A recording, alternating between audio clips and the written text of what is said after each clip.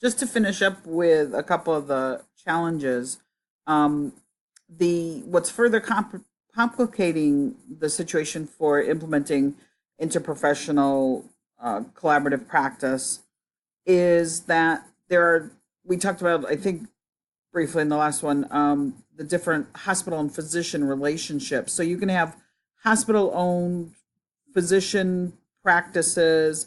You can have physicians who are in private practice who contract with hospitals. So there are a lot of different relationships that healthcare providers can have with the healthcare institutions. And all of these have different demands and circumstances that make collaboration a significant challenge. So when you're, for example, you're contracting out for healthcare providers, they don't necessarily have an established or as much of a connection to the institution as maybe providers who are hired and on salary at that institution. So it can be a little bit more challenging to be able to have opportunities for collaboration to occur. And, it kind of creates a fragmented system that can set up an us versus them philosophy. So you could have some of the providers that are contracted and some of the providers that are in-house. So it can almost be very fragmented in its us and them situation. And that can make the ability to collaborate even more challenging. That's one of the things that can, one of the barriers that can exist. So that's it for the lecture piece for this week, but I do have a couple of tasks for you to do.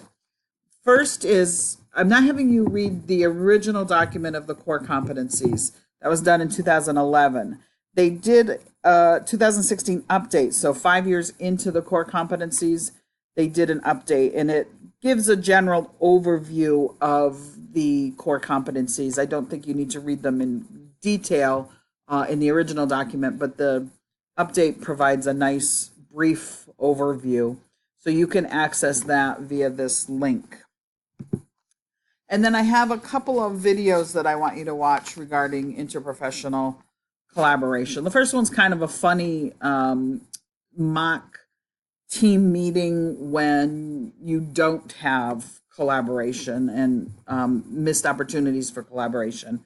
And then there are a couple of other ones about how to implement it, and then stories of implementation that I think provide some good context for implementing this in practice. And then I want you to review, you don't have to read this in depth. Again, it's a kind of a long document, but the World Health Organization Framework for Action in Interprofessional Education.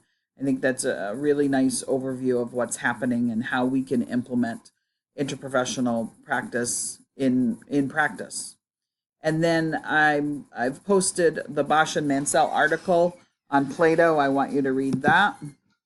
And finally, I want you to access this Medscape article, read the article, and then do the exam, which is only 2 questions. And what you get is a certificate. So when you finish that and get a certificate for interprofessional education, interprofessional practice, I want you to print the certificate and bring it to me on your on-site day next week. This one should work. I did it myself earlier and everything worked fine. Let me know if you have difficulty with the other certificate for the health literacy. So it seemed to work for me. I'm going to go back in and double check it, but I heard from one of you that there was some issue. So if you've done it and done it successfully, please let me know. If you've tried and had some difficulty, please also let me know that.